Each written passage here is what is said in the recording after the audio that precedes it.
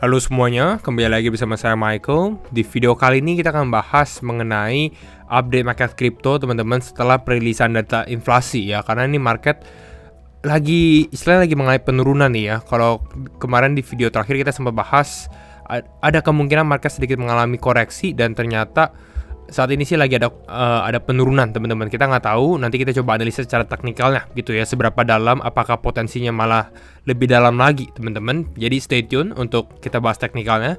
Kita bahas dulu nanti secara data-datanya lebih ke arah long term dan medium view-nya dulu gitu. Jadi kalau misalnya teman-teman suka video ini, jangan lupa untuk share videonya, like ataupun subscribe. Kita langsung masuk ke dalam intronya terlebih dahulu ya.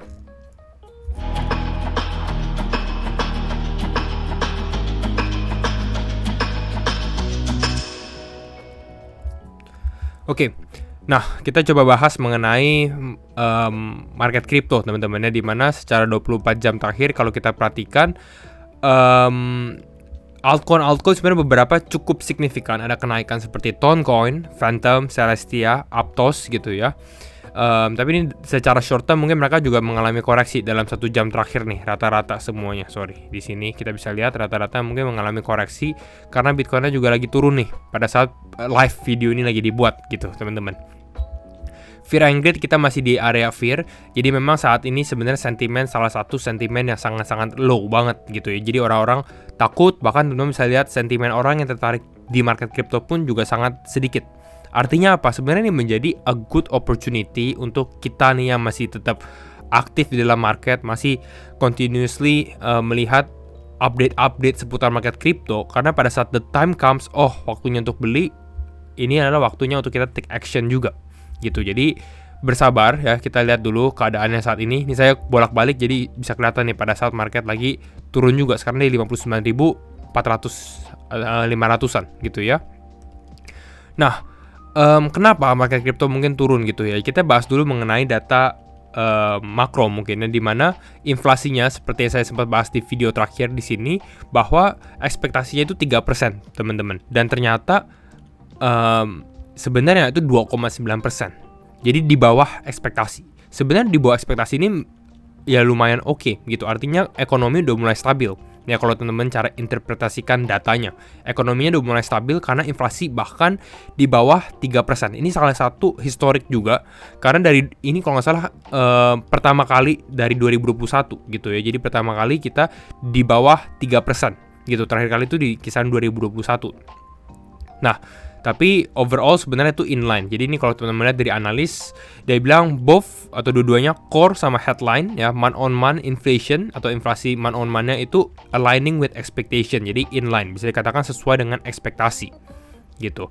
Namun yang perlu diperhatikan bahwa 2,9%-nya ini sebenarnya itu kan menandakan bahwa ekonomi ini udah mulai stabil. Sehingga apa? Sehingga ada kemungkinan sebenarnya traders, bukan traders, tapi the Fed, teman-teman. The Fed ini mungkin nggak akan cut interest rate di bulan September atau ke depannya. Di sini kalau kata Walter Bloomberg ya, traders trim Fed rate cut bets after US CPI data. Artinya adalah kalau trader ini melihat ada kemungkinan the Fed kalau cutting rates gitu ya, atau memangkas suku bunga, itu nggak akan terlalu agresif atau bahkan nggak mangkas suku bunga ya, atau memotong suku bunga. Nah, mungkin teman-teman yang belum mengerti soal makro, simpelnya gini. Pada saat suku bunga dipotong, itu sebenarnya seharusnya menjadi positif untuk market crypto. Ya. Kenapa? Karena artinya orang-orang akan mengeluarkan fund-fund mereka atau tabungan-tabungan mereka dari tabungan ya. Karena kan suku bunganya atau suku bunga di bank itu menurun gitu ya, untuk dimasukin ke financial market biar melawan inflasi. Kira-kira seperti itu. Lalu kita lihat saat ini pun the next FOMC itu kan di September teman-teman. Jadi memang kalau kita menunggu the next catalyst yaitu di September ya, di pertengahan September 17-18 kita akan lihat. Dan kita bisa lihat juga secara probability setelah inflasi punya data keluar gitu ya, tetap masih cutting rates ya, paling banyak mayoritasnya itu sekitar 58,5% gitu ya. Tapi yang melihat the Fed akan cut agresif atau 50 basis point itu hanya 40% gitu. Jadi ini udah mulai 50-50 gitu. Nah nanti kita akan lihat nih, karena ini market US belum buka teman-teman, tapi kita lihat ini Bitcoinnya sendiri sudah cenderung ada mengalami pelemahan gitu ya. Next up ya, kita bahas keluar dari makro gitu, makro data, kita coba bahas mengenai recent news ya, berita-berita terbaru soal seputar market kripto. Yang pertama ada Goldman Sachs teman-teman, di mana Goldman Sachs ternyata ya, ini mereka baru disclose ya, atau membuka, mereka punya mungkin laporan keuangan bahwa mereka tuh hold Bitcoin ETF.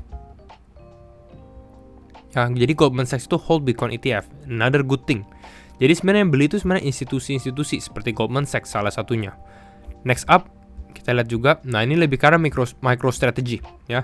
Di mana MicroStrategy, kalau teman-teman lihat, in just 4 years, dalam 4 tahun, MicroStrategy went from owning 0 Bitcoin. Jadi dalam 4 tahun, dari punya 0 Bitcoin gitu ya, dan saat ini mereka sudah mempunyai 1% dari total supply Bitcoin. Dan ini teman-teman bisa lihat ya, ini grafik yang cukup menarik ya. Kalau teman-teman tanya MicroStrategy serok Bitcoin di area berapa? Ini kelihatan nih, 2021, 2022, 2023, 2024 gitu ya.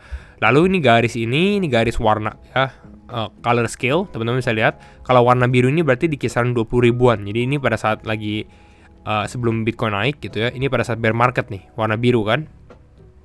Lalu kalau di atas ini warna merah. Dan ini kelihatan nih, walaupun Bitcoin naik, ini mereka tetap masih beli MicroStrategy. Bahkan nih holdingsnya kan naik nih, di atas area mungkin 60 ribuan gitu. Ini kalau teman-teman lihat MicroStrategy saat ini sudah hold lebih dari 1% of all Bitcoins, more than 1% dari total supply Bitcoin. Next up, ini analisa antara Bitcoin USD dengan USDT dominance teman-teman. Ini comparison, kita bandingkan. Ini adalah dominasi USDT ya, dan biasanya pada saat USDT ini lebih tinggi dominasinya ya, kalau menguasai sekitar 5% atau bahkan 6% dari market kripto, ini tanda-tanda market kripto koreksi gitu. Dan ini makanya teman-teman lihat ini seperti kebalikannya gitu ya, di saat USDT dominance yang mengalami kenaikan, Bitcoinnya mengalami penurunan. Di sini dia spike up USDT dominance-nya, ini Bitcoinnya mengalami penurunan juga ya. Tapi ini kalau kita dari analisa si Koistra ya, trader Koistra, dia membahas bahwa ada potensi sebenarnya ini udah bottoming, which is sebenarnya saya ya possible aja gitu ya, karena Bitcoin memang bisa katakan, oh ini liquidity gapnya udah diambil nih di bawah area 50.000 yang kuatnya gitu. Mungkin kalau kita turun saat ini, let's say kita lihat dari sini masih 59 gitu ya, tapi kalau misalnya kita turun lagi ke bawah, ini hanya membentuk base aja sih gitu. Tapi kita nanti akan lihat gitu ya. Dan ya, dominasi USDT-nya salah satu indikasi positif pada saat misalnya market mau mengalami kenaikan, itu kita harus lihat dominasi USDT-nya mulai mengalami penurunan. Artinya money flowing out ya. Dana-dana ini keluar yang hold USDT gitu ya, yang mungkin nunggu wait and see gitu ya. Mereka akan mulai beli altcoins atau beli kripto sehingga market kripto mulai mengalami kenaikan kembali. Gitu.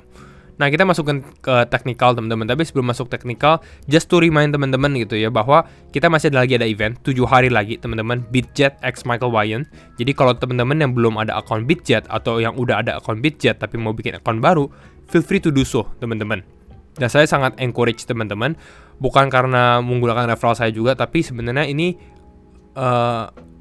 teman-teman juga dapat hadiah yang sebenarnya cukup spesial lah istilahnya ya. Ini one of the best offer, dimana kalau teman-teman langsung deposit, langsung trading gitu ya, ini langsung mendapatkan BGB secara free. Ini 5 BGB, bahkan bisa dapat hampir 300 BGB gitu ya, walaupun memang total volume trading teman-teman tuh harus sampai 3 juta USDT gitu. Tapi definitely teman-teman bisa dapat at least 10 BGB gitu ya. 10 BGB mungkin sekitar $10 secara free kalau teman, bukan free sih, tapi kalau teman deposit dan trading $2.000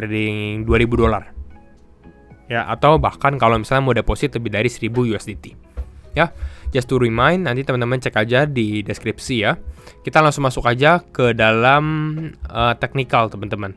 Kalau kita lihat secara order book di sini ya, sorry ini loading dulu ya. Ini kalau kita lihat, nah ini Bitcoin mengalami penurunan, dan ini secara order book teman-teman belum ada buying order yang cukup besar sih ya. Jadi ini belum ada jaring istilahnya.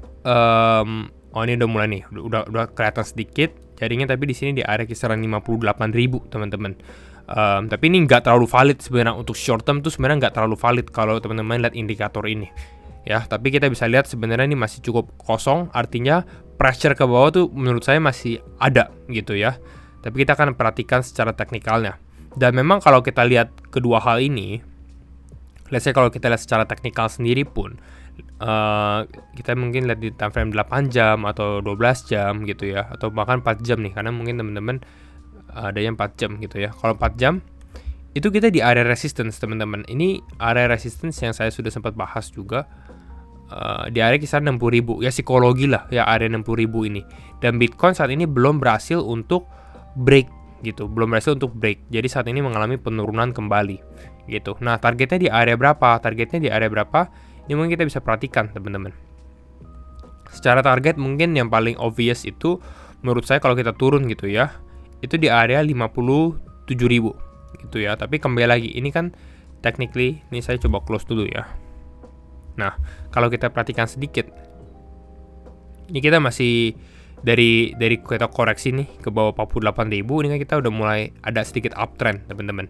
Nah, yang kita harus was-was adalah kalau misalnya Bitcoin turun dari sini gitu. Ini mungkin kita kasih yellow outline aja. Nah, turun dari area ini.